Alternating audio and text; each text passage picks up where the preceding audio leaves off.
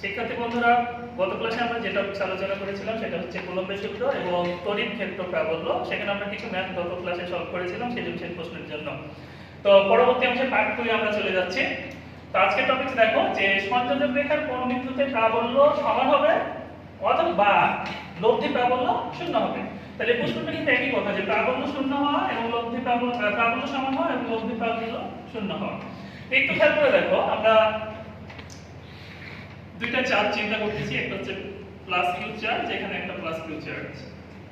দুইটা চার্জ সমান এবং একই ধর্মী, দুইটাই পজিটিভ, আবার দুইটা নেগেটিভও আমরা ধরতে পারি। এদের মধ্যবর্তী দূরত্ব আমরা চিন্তা করছি দেখো যে 10 সেন্টিমিটার। তো এর মধ্যবিন্দুতে যদি আমরা একটা প্লাস অনুলম্ব চার্জ চিন্তা করি, তাহলে দেখো যে এই প্লাস কিউ চার্জ এই প্লাস ওয়ান চার্জকে কি করবে, একটা বলে ধাক্কা দেবে। আবার এই প্লাস কিউ চার্জ এই প্লাস ওয়ান চার্জকে কি করবে, বিপরীত দিকে একটা বলে ধাক্কা দেবে। তাহলে দেখো আমরা এটুকু শিওর, যেহেতু এই চার্জ দ্বয়ের মান সমান আবার একই ধর্মী, তাহলে এই মধ্যবিন্দুতে যে চার্জ সেই চার্জকে কি করবে, এই ধাক্কাধাক্কির মানটা হবে সমান। তাহলে এই যে চার্জ প্লাস ওয়ান কুলম্ব, এটা কি কোনো দিকে যাবে? যাবে না, কারণ সেটা কি এই বিন্দুতে স্থির থাকবে, বা আমরা এই বিন্দু মধ্যবিন্দুকে বলতে পারি কি নিষ্ক্রিয় বিন্দু। নিষ্ক্রিয় বিন্দু। এবার খেয়াল করো যে একটা ছোট চার্জ চিন্তা করতেছি এবং একটা বড় চার্জ আমরা চিন্তা করতেছি। এখানে প্লাস কিউ চার্জ আছে আর এখানে আছে বড় চার্জ প্লাস। এবার এদের মধ্যবর্তী দূরত্ব আমরা চিন্তা করতেছি 10 সেন্টিমিটার।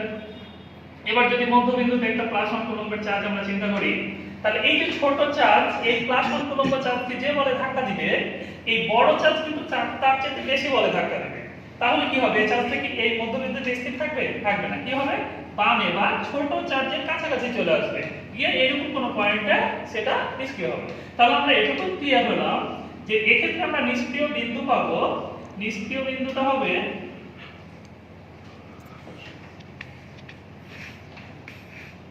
ছোট চার্জের কাছাকাছি, ছোট চার্জের কাছাকাছি।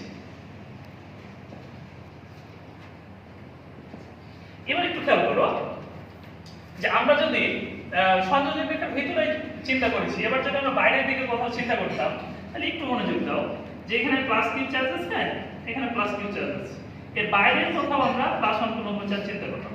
তাহলে কি করবে, এই plus Q charge one coulomb চার্জকে বাইরের দিকে ধাক্কা দেবে, এই প্লাস কিউ চার্জ এই ওয়ান কুলম্ব চার্জকে কি করবে, বাইরের দিকে ধাক্কা দেবে। তাহলে এরকম কোনো পয়েন্টে এর বাইরের কোনো বিন্দুতে কি আমরা নিষ্ক্রিয় বিন্দু পাবো? চার্জটা স্থির থাকবে এরকম কোনো বিন্দু পাবো না? পাবো না, কারণ এই চার্জও তাকে ধাক্কা দিচ্ছে, এই চার্জও তাকে ধাক্কা দিয়ে বাইরের দিকে পাঠিয়ে দিচ্ছে। তাহলে যদি দুইটা চার্জ প্লাস বা দুইটা চার্জ মাইনাস হয়, এবার খেয়াল করো যে আমরা মাইনাস কিউ চার্জ নিলাম, এখানে মাইনাস কিউ চার্জ নিলাম, তাহলে কি ঘটবে যে এই মাইনাস কিউ চার্জ তাকে নিজের দিকে টানবে, এই মাইনাস কিউ চার্জ তাকে নিজের দিকে টানবে, তাহলে চার্জটা কিন্তু এই দিক বরাবর গতিশীল হবে। তাহলে কিন্তু আমরা বাইরে কোথাও নিষ্ক্রিয় বিন্দু পাবো না। তাহলে যদি দুইটাই পজিটিভ বা দুইটাই নেগেটিভ চার্জ হয়, তাহলে নিষ্ক্রিয় বিন্দু হবে কি সংযোজক রেখার মধ্যে কোনো বিন্দুতে। এবার একটু খেয়াল করো যে যেহেতু লব্ধি প্রাবল্য শূন্য হবে, তাহলে লব্ধি কখন শূন্য হয়, যদি একটা ভেক্টর এবং আরেকটা ভেক্টর বিপরীতমুখী হয় বা আলফার মান কত হয় 180 ডিগ্রি। তাহলে দেখো যে এখানে লব্ধি শূন্য হতে হলে বল দুটোকে কি হতে হবে, অবশ্যই বিপরীতমুখী হতে হবে। তাহলে আমরা এখানে বলতে পারি যে প্রাবল্য সমান হবে বা লব্ধি প্রাবল্য শূন্য হবে যখন এই বল দুইটি বিপরীতমুখী হবে, বিপরীতমুখী হবে। তাহলে এক্ষেত্রে আমরা দুইটা জিনিস মাথায় রাখবো যে নিষ্ক্রিয় বিন্দু হবে ছোট চার্জের কাছাকাছি, আর বল দুইটা অবশ্যই হতে হবে কি বিপরীতমুখী।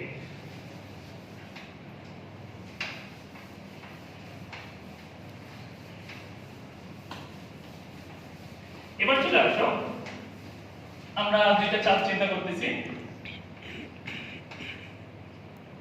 এখানে আছে কিউ1 চার্জ, এখানে আছে কিউ2 চার্জ, এদের মধ্যবর্তী ডিসটেন্স হচ্ছে d। তো প্রশ্ন হলো যে আমরা এই সংযোজক রেখার AB সংযোজক রেখার এমন একটা বিন্দু খুঁজতেছি যেখানে প্রাবল্য সমান হবে বা লব্ধি প্রাবল্যটা শূন্য হবে। তা আমরা ধরে নিই এইটুকু আমরা ক্লিয়ার, যেহেতু দুইটাই পজিটিভ চার্জ, তাহলে AB রেখার মধ্যে কোনো বিন্দুতে কি হবে, সমান হবে। তাহলে খেয়াল করো আমরা ধরে নিচ্ছি A বিন্দু হতে x দূরত্বে একটা বিন্দু আছে P, এখানে প্রাবল্য সমান। তাহলে এই বাকি দূরত্বটুকু কত? D - x। তাহলে দেখো যে এই A বিন্দুর চার্জের জন্য B বিন্দুতে একটা প্রাবল্য হবে E1, B বিন্দুর চার্জের জন্য B বিন্দুতে একটা প্রাবল্য আমরা পেয়ে যাব E2। তাহলে দেখো E1 আমরা পেয়ে যাব 9 × 10⁹ Q1/x², E2 আমরা পেয়ে যাব 9 × 10⁹ Q2/d-x²। আমরা বলেছি যে প্রাবল্য সমান, এই দুটো সমান হবে, তাহলে এই দুটো আমরা কেটে দিতে পারি, থাকে Q1/Q2 Q1/x² আমরা লিখতে পারি Q2/d-x²। এখানে খেয়াল করো যে Q1/Q2 আমরা লিখতে পারি x²/d-x²। এবার যদি উভয় দিকে আমরা রুট করি, কারণ দেখো এখানে x এর মানটা অবশ্যই পজিটিভ হবে, নেগেটিভ হওয়ার কোনো চান্স নেই। তাহলে আমরা যদি রুট করি, তাহলে রুট Q1/Q2 x/d-x। এবার আমরা লিখতে পারি d-x/x √Q2/Q1। তাহলে এটা দেখো যে আমরা লিখতে পারি d/x - 1 √Q2/Q1। তাহলে এখান থেকে আমরা যদি d/x এর মান বের করি, তাহলে √Q2/Q1 প্লাস 1। তাহলে এখান থেকে দেখো x কত হবে? তাহলে x হবে d/√Q2/Q1 প্লাস। তাহলে দেখো যে আমরা এই ইকুয়েশনটা আমরা মাথায় রাখবো শুধুমাত্র এমসিকিউ এর জন্য।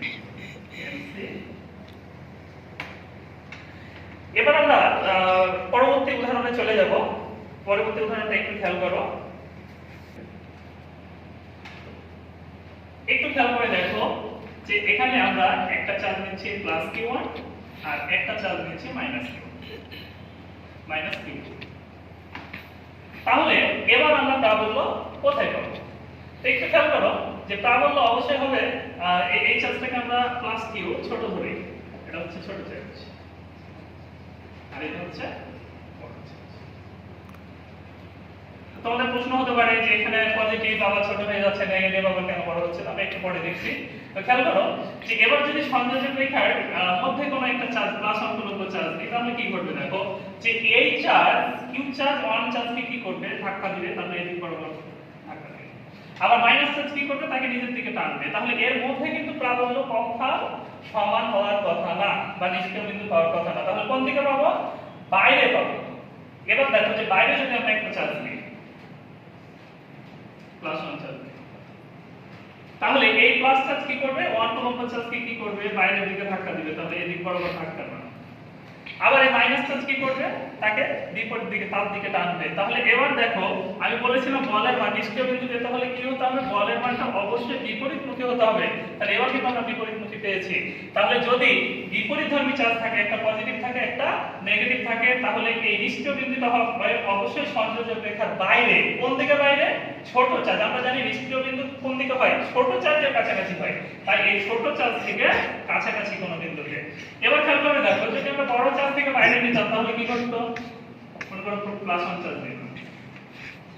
এই +1 চার্জ এই মাইনাস চার্জ তাকে নিজের দিকে টানবে, আর এই প্লাস চার্জ তাকে ধাক্কা দিবে। তাহলে এই যে চার্জটা আমরা নিয়েছি সেটা কোন চার্জের কাছাকাছি? বড় চার্জের কাছাকাছি না ছোট চার্জের কাছাকাছি?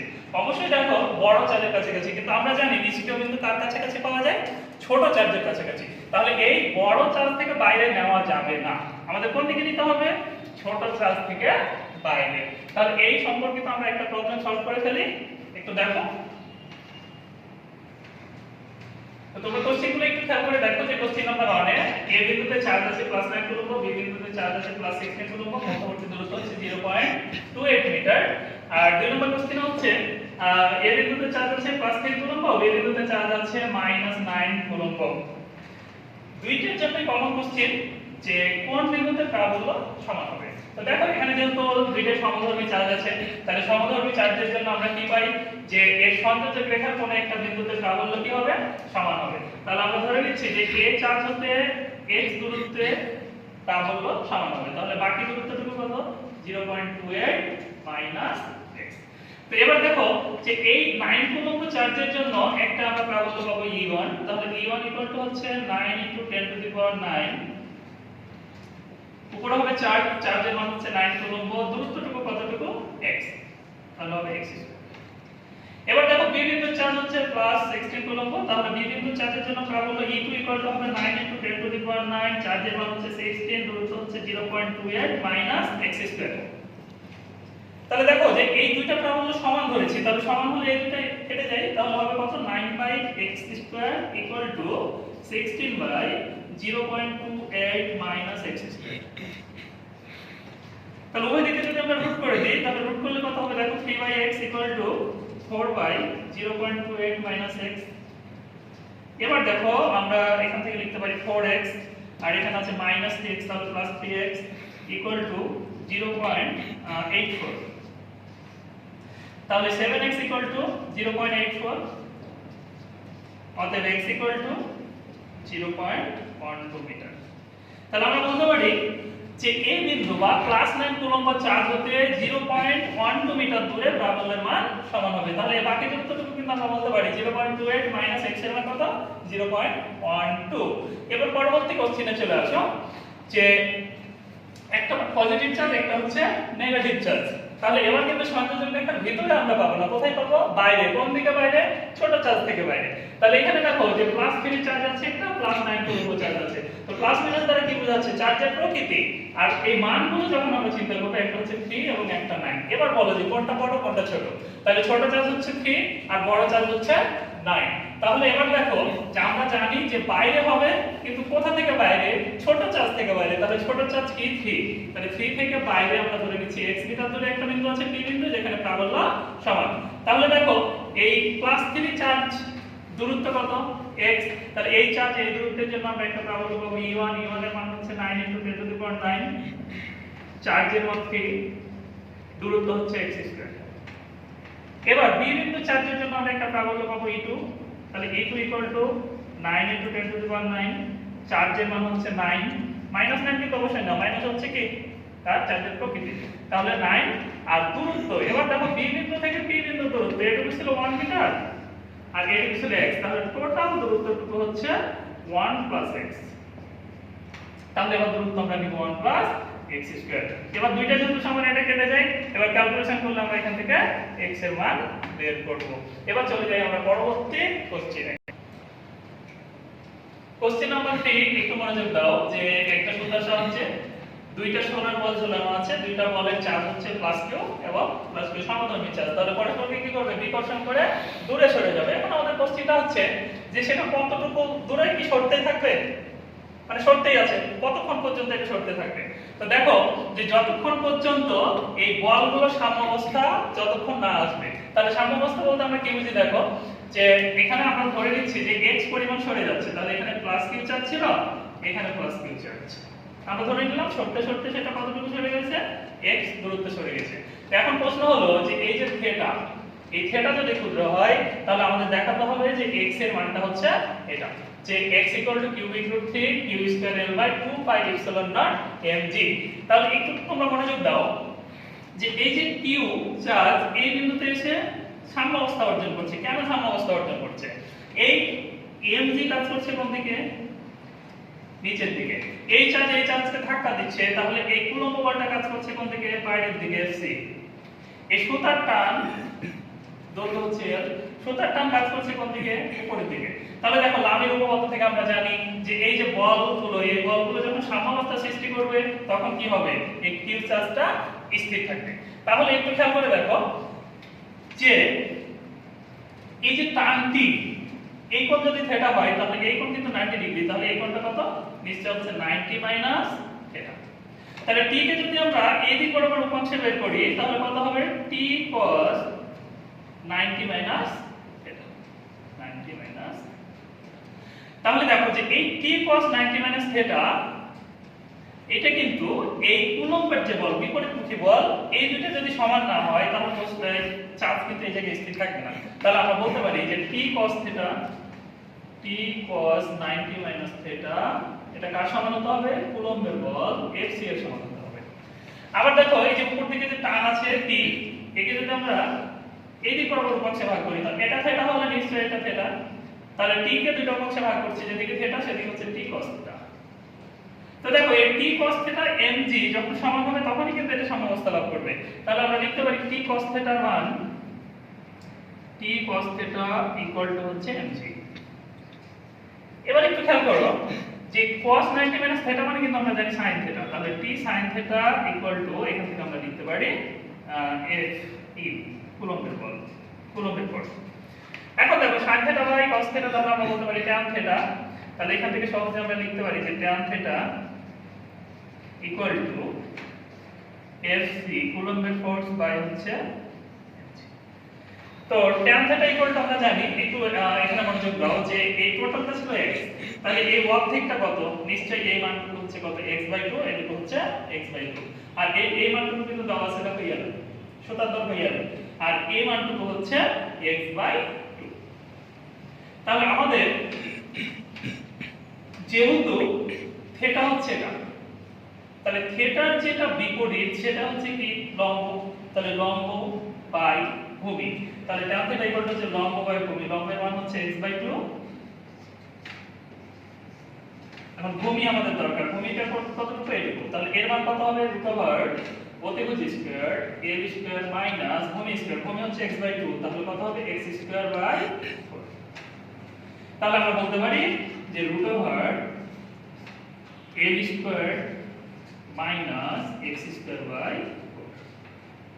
এখন দেখো কুলম্বের ফোর্স F এ কুলম্বের বল কত, তাহলে কুলম্বের বল ইকুয়াল টু আমরা জানি 1/4πε0 q1 q2 q1 q2, তাহলে একটা চার্জ q1 এর মান হচ্ছে q, q2 এর মান হচ্ছে q, তাহলে আমরা লিখতে পারি q²। এই দুইটা চার্জের মধ্যবর্তী দূরত্ব কত x, তাহলে x²। নিচে mg আছে, আমরা এবার একটু খেয়াল করো যেখান থেকে আমরা ক্যালকুলেশন করতে পারি যে x/2 √l² minus x²/4 equal to, তাহলে এখানে হচ্ছে কত, উপরে হচ্ছে 1/4πε0, নিচে 1/4πε0 ইনটু mg, উপরে হচ্ছে q², আবার নিচে আছে কত x²। এবার একটু খেয়াল করো যে থিটা যেহেতু ক্ষুদ্র, থিটা ক্ষুদ্র হলে এই x/2 এই মানটা কিন্তু ছোট, তাহলে থিটা ক্ষুদ্র হলে x/2 এই মানটা কিন্তু ক্ষুদ্র, কার তুলনায়, দৈর্ঘ্য সুতার দৈর্ঘ্য l এর তুলনায়। তাহলে x/2 যদি ছোট হয় তাহলে x²/4 কিন্তু আরো ছোট। তাহলে খেয়াল করতে হবে এখানে যে এই যে l এর তুলনায় এই মানটুকুকে আমরা নগণ্য বলতে পারি, তাহলে নগণ্য হলে আমরা সোজাসুজি লিখতে পারি দেখো যে x এখানে থাকবে 2, এই মানটুকু নগণ্য বলছি, তাহলে √l², তাহলে থাকবে শুধু l ইকুয়াল টু q² এখানে থাকবে 4πε0 ইনটু mg ইনটু x²। এবার একটু খেয়াল করে দেখো যে আমরা প্রশ্ন করে থাকি তাহলে কত হচ্ছে x³ তাহলে 4πε0 ইনটু mg এর সাথে থাকবে x³ ইকুয়াল টু, এটা প্রশ্ন করে দাও, তাহলে হচ্ছে q² ইনটু 2l, উভয় দিকে 2 দ্বারা ভাগ করো x³ তাহলে আমরা বলতে পারি যে x³ ইকুয়াল টু এখানে থাকছে q²l, এখানে থাকবে 2πε0 ইনটু, তাহলে দেখো x ইকুয়াল টু আমরা লিখতে পারি কিউবিক রুট q²l 2πε0 ইনটু, তাহলে এখন আমরা ক্লিয়ার হয়েছি দেখো যে x এর মান আমরা পেয়ে গেছি cubic root q²l 2πε0 into mg। তাহলে এই যে চার্জ এটা যদি ক্ষুদ্র হয় তাহলে এই চার্জ কত দূরত্ব গিয়ে সাম্যাবস্থা লাভ করবে সেই মানটাই কিন্তু আমরা পেয়েছি কত, x ইকুয়াল টু। তো এই প্রশ্নের আরো একটা অংশ আছে, সেটা হচ্ছে দেখো যে এই যে প্লাস q চার্জ, এই চার্জকে যদি আমি টাচ করি তাহলে এই চার্জকে টাচ করলে কিছু চার্জ আমার মধ্যে চলে আসবে, তখন কি হবে, এই চার্জের মান কমে গেলে কি হবে, এদের মধ্যে যে বিকর্ষণ বল সেটা কমে যাবে, বিকর্ষণ বল কমে গেলে কি হবে, যে এই যে চার্জ, এই চার্জটা তার কাছাকাছি চলে আসবে। তাহলে কাছাকাছি চলে আসবে যখন, তখন চলে আসার হার যদি আমরা বের করতে চাই বা তাৎক্ষণিক দ্রুতি বের করতে চাই, তাহলে এটা তোমরা একটু বাসায় ট্রাই করবে। তাৎক্ষণিক দ্রুতি বলতে কি বুঝি আমরা, dx/dt বের করতে হবে। তো এই প্রশ্নে অবশ্যই তোমাদের দেওয়া থাকবে কিসের মান, L দেওয়া থাকবে, M দেওয়া থাকবে, x দেওয়া থাকবে, এবং কত চার্জ প্রতি সেকেন্ডে কত চার্জ তুমি বের করে নিচ্ছ এই মানটা দেওয়া থাকবে, dq/dt এর মান দেওয়া থাকবে। এই প্রশ্নটা তোমরা ট্রাই করতে থাকো, এই প্রশ্নের উত্তর কিন্তু আমি অবশ্যই দেব। তাহলে আজকে বন্ধুরা তোমাদের এই দ্বিতীয় পার্ট বা পার্ট 2 এ পর্যন্ত তোমাদের পড়া থাকবে।